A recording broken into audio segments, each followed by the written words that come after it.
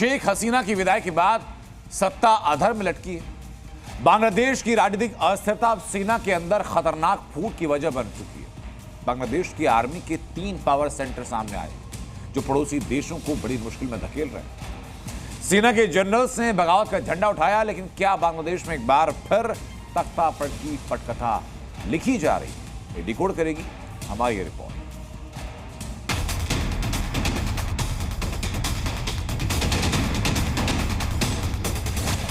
बांग्लादेश की आर्मी में लड़ाई, यूनुस की नींव हिलने लगी। बांग्लादेश में पावर स्ट्रगल, कट्टरपंथियों में उथल पुथल। लेफ्टिनेंट जनरल बगावत की आग भड़काएगा, बांग्लादेश 3 धड़ों में बढ़ जाएगा। पड़ोसी मुल्क में गृह युद्ध जैसे हालात, बन गया बंटवारे का सीक्रेट प्लान। सेना के भीतर ही खुली बगावत, बांग्लादेश में फिर होगा तख्ता पलट। बांग्लादेश जो इस वक्त राजनीतिक उथल पुथल और आर्थिक चुनौतियों का सामना कर रहा है, लेकिन वो एक नए खतरे से जूझ रहा है। बांग्लादेश की आर्मी अब खुद भीतर से फूट का शिकार हो रही है।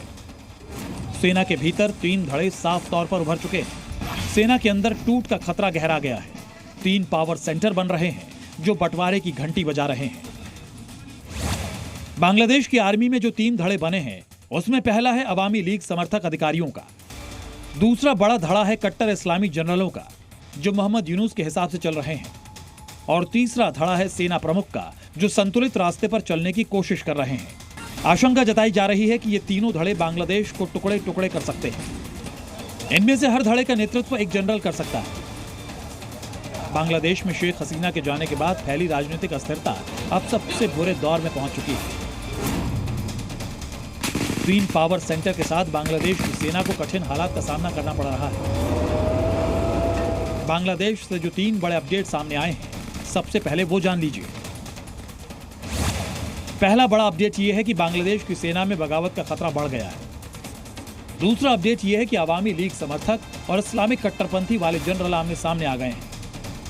और तीसरी बड़ी खबर यह कि जनरल और 2 लेफ्टिनेंट जनरल के बीच जबरदस्त जोर आजमाइश चल रही है।